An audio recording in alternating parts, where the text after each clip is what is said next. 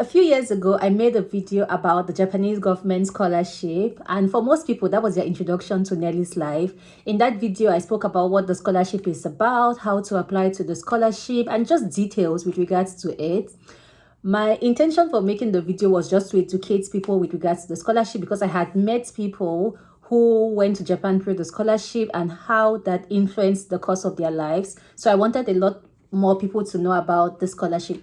When I made the video, I shared the video on YouTube, but then of course it got shared across several platforms. People were sharing the links to the videos on WhatsApp, on Facebook. In the video, I had said people should feel free to ask me questions.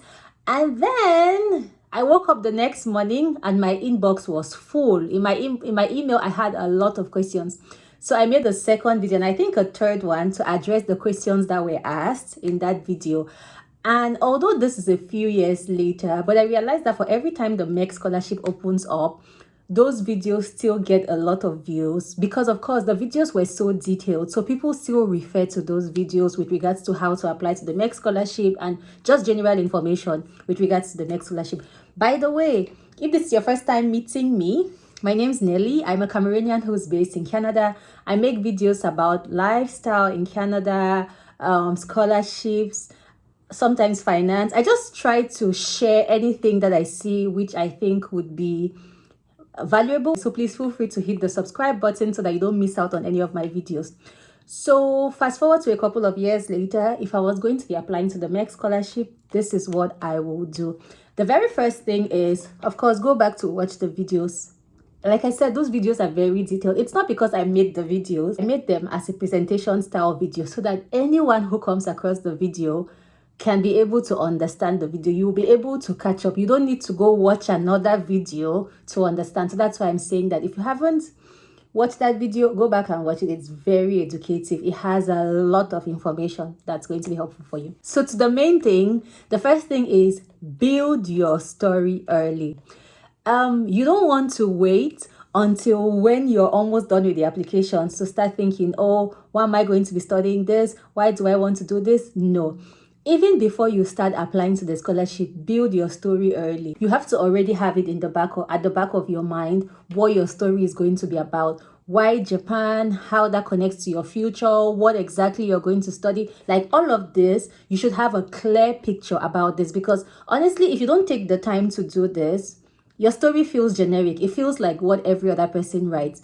And your story has to be individualized. It has to be about you. It has to be what differentiates you from another person. So it's very important that you take time to actually come up with a story that speaks about you, that paints the picture about who you are, what you're intending to achieve, and your journey so far. So start building your story early. The next thing is, if your program requires that you network with a professor, don't wait until you're shortlisted, or don't wait until the end to connect with a professor.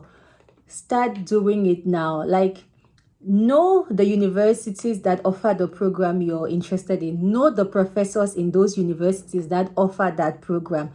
If you can, reach out to those professors early enough, network with those professors, follow them on LinkedIn, familiarize yourself with their research, because also when you know the research that they do, then it's going to give you a clearer picture as regards to what you want to also do or what you want to also study. Research universities that offer that program, identify professors that do that research. The next thing is fix your profile, build your CV, strengthen areas in your CV that are weak, and also build relevant experiences. So those areas that you think are your weaknesses, try to start working on them to ensure that at the end of the day, they become strengths. The fourth thing, which most people don't talk about a lot, it's with regards to finances. Most people think, oh, it's a scholarship, so it's going to be fully funded. Yes, of course, it's a scholarship. But then before you get the scholarship, there are some expenses that you incur. For instance, you might have to travel from your city to another city to attend interviews or to deposit documents. Or for some people who studied in another city, you might have to leave where you're currently based to go to where you studied to maybe pick up your transcript or to pick up your certificate of graduation. There's also the cost of documentation. Like, for instance, maybe you studied in a language which is not English.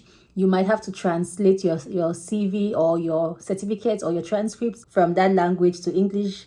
And the cost of documentations too, printing, copying, those things cost a lot. So it's important to bear that in mind, that although it's a scholarship, but there are also costs that need to incur. And you should start preparing for this so that it doesn't limit you in any way. So yeah, this is all I have for you today. I just thought to check in to know how you're doing and just to drop a few tips here and there that could help you with your application. If you have any questions for me, or if you have any comments, please feel free to drop it in the comment section. I'll be happy to read it. Thank you so much for staying tuned with me. See you in my next one. Goodbye.